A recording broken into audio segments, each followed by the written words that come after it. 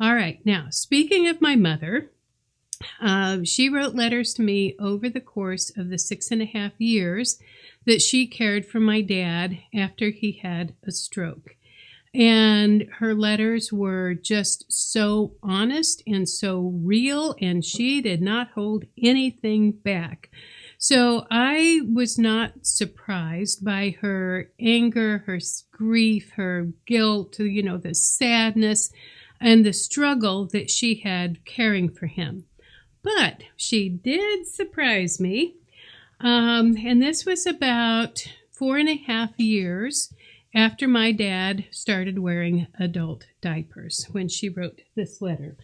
And she would have been wearing her apron because she always wore her apron, because if you wear an apron, you don't get your clothes dirty, you don't have to wash them as often, and they don't wear out.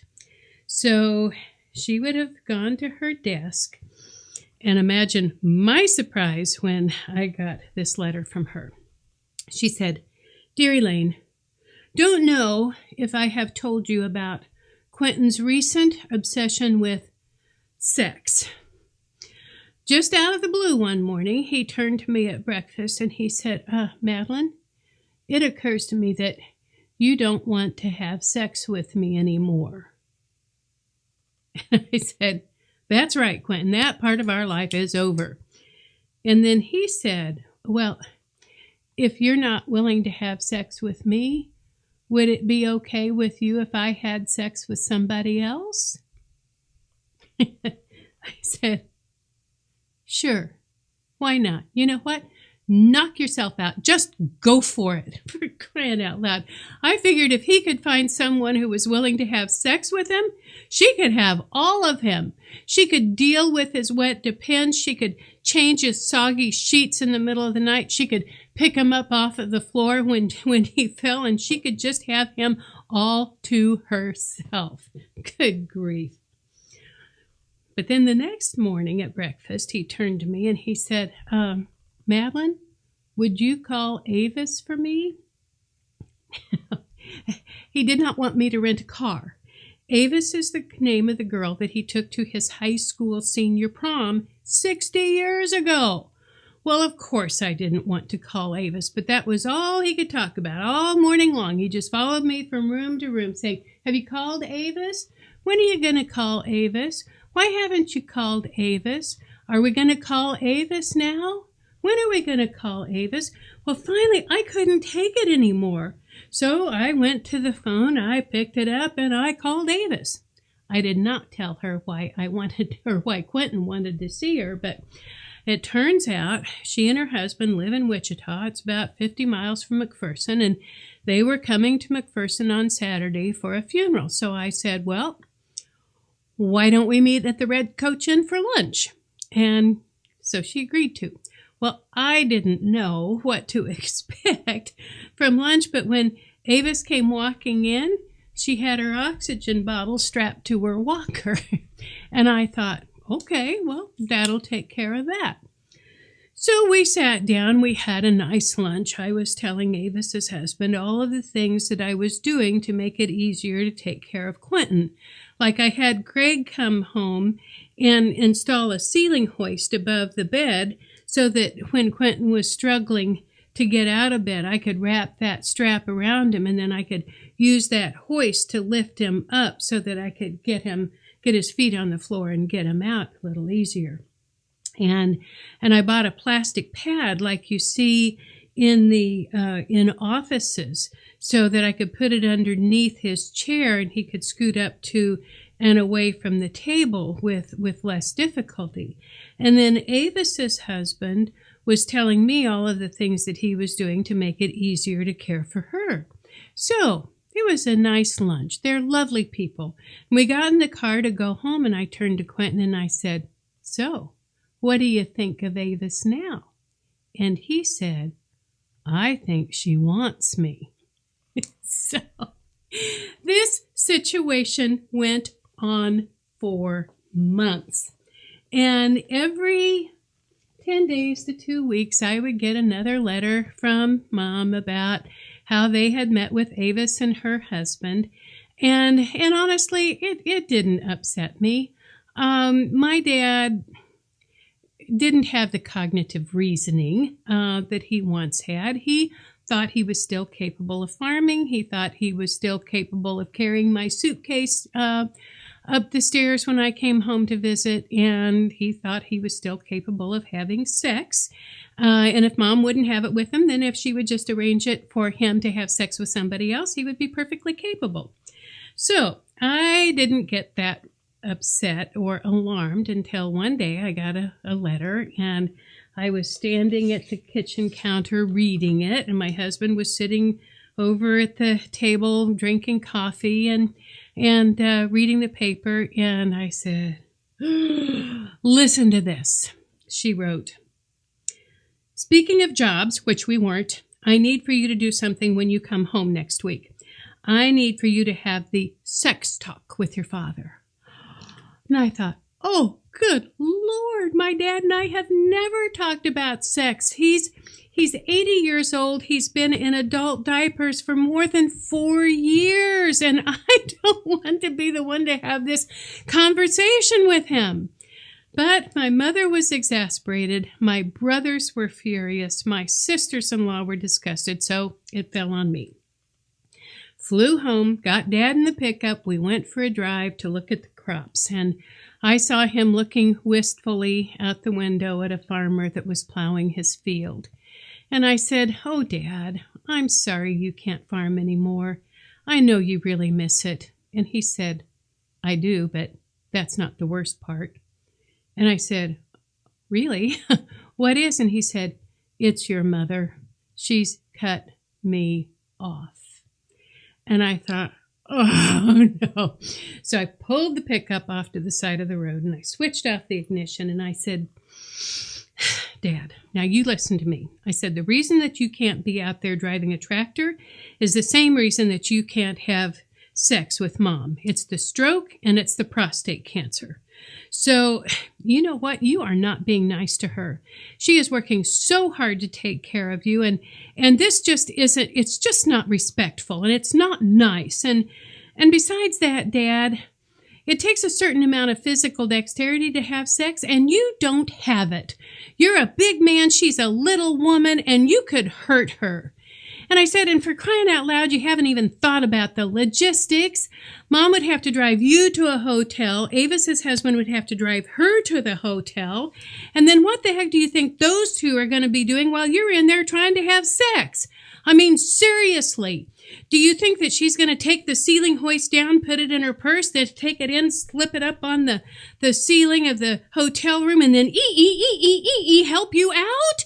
I said, "No, stop it." Okay, I did not handle it well, obviously. And there were several things that we did not know at that time, and how I wish we had. And the first thing is, you can never, ever, ever, as I said earlier, win an argument with a person who has dementia. And we had not heard the term stroke-related dementia, but that was what was going on with my dad. And then the second thing that we did not understand is that surprising and inappropriate sexual behavior is not at all unusual in stroke survivors, people with Alzheimer's, and individuals who take dopamine to control the symptoms of Parkinson's. Now, poor Doris found this out the hard way, and she came up to me after one of my workshops, and she said, "So does Parkinson's, do Parkinson's people have this issue with sex too?" Now, this was about 12 years ago, and I didn't know a lot about it, and I said, "I don't know, but I'm going to go research it, and then I will let you know." So I did, and I called her back, and I told her that yes, sometimes dopamine can change the chemicals in a person's brain, and what happens is that they can become addicted to pornography, to gambling, and sometimes to shopping. So this helped Doris because right before she had come to this meeting, she had opened up her Comcast bill and she had been charged $700 for porn. And she ran to the phone, she called Comcast, and she said, "You have made a terrible mistake. You have charged us for $700 worth of porn, and we do not watch those kinds of movies in this house." And the man was very kind, and he said, "Let me put you on hold for a few minutes. I'm going to go check it out. I'll come back and I'll let you know." And when he did, he came back and he said, "Ma'am, I am sorry to tell you, but this is happening every morning at your house between 3 and 5 a.m. So fortunately, Comcast worked with her to put a filter on the TV so that he could not watch these types of movies and be billed for it, and they erased that balance. But that was a rude way to learn that how that could affect her husband. And initially, she was furious with him. And then when she found out that it was a possible side effect, she was furious with the doctor for not letting her know. And then there was Sadie, dear sweet Sadie, who lived in a memory care community in Woodburn, Oregon, which is close to my home. And I was visiting with the administrator there one day, and she said, "We got Sadie, and we were just wondering, how did we get so lucky to have her? Because she's just sweet, she's agreeable, she's happy. Her favorite thing to do all day long is to just sit in the reception area and greet people as they come and go." And then one afternoon, it was summer, and this strapping, handsome UPS delivery driver came in, and he was wearing short sleeves and short pants, and Sadie took one look at him, and she said, "Well, hello." And he said, "Hi, sweetie." And she said, "Would you like to see me dance?" And he said, "I would love to see you dance." And imagine everybody's surprise when she stood up. She ripped open her sweater, she pulled up her top, and she started to gyrate the way only a 90-year-old woman can. Well, the administrator was totally shocked. She got an assistant to take Sadie back to her room and get her into her clothes, and then she called Sadie's daughter. And the daughter said, "My mother would never do such a thing. She is a good Christian woman." And she was highly offended, and the administrator said to her, "It did happen, and I'm pretty sure that her religion had nothing to do with that dance." And just one more quick story. My friend Kathy went to move her parents from their home into an extended living community with memory care. Dad had been taking care of the mom for years, and he had reached the point that he couldn't do it any longer. So my friend went home, and as she was loading up the medicine cabinet, she pulled out a prescription, and she looked at it horrified, and she walked out to her dad, and she said, "Viagra? Seriously, Dad? Viagra? Seriously?" And he said, "She may not remember my name, but when I kiss her, she never forgets what comes next. It relaxes her. It keeps us connected. It's the one thing that makes her happy. And if you've got a problem with that, get over it." And he took the pills from her and he put them in her pocket. So I have so many stories, not enough time to tell them all to you. But the point that I want to make is that we are born as sexual beings and we die as sexual beings. And even diseases as devastating as Alzheimer's and Parkinson's and the impact that strokes have on people's brain does not diminish that spark within each of us. So, going back to my parents, a few weeks after I got home, I got another letter from Mom, and she said that after I left and blew the sex talk, she sat down with Quentin and she decided that they were just going to do what they had always done during their 56 years of marriage. They would just have a rational, reasonable conversation, and she would just put this issue to bed, figuratively. And she said about 10 minutes into it, she realized, he is just not playing with a full deck.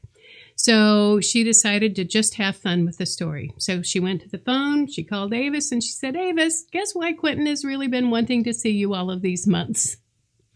And you know what Avis's response was? Oh, really? She was flattered. She was not upset or offended, and she thought it was funny and sweet, and she had a lot of fun going to her cousin's beauty shop and telling all of the ladies in there about her amorous boyfriend from McPherson. Now, Avis's husband's response was more like, really? But who knows? Perhaps knowing that there was another man who found her absolutely irresistible made him look at Avis just a little bit differently. And to my mother's credit, she did not understand the damage that had occurred in Quentin's brain as a result of the stroke. But she did know him. And so she made a conscious choice not to be angry, jealous, or hurt. And she just decided to have fun with the story. So that's the way it went on for several more months. And then one day they were on their way home from Wichita after having visited with Avis and her husband. And Quentin turned to Madeline and he said, I'm glad I did not marry Avis. And Madeline said, oh, really? Why's that? And he said, didn't you see her teeth? He said, our kids would have looked like chipmunks. And that was the end of the affair. He went back to being the loving, faithful husband he had always been.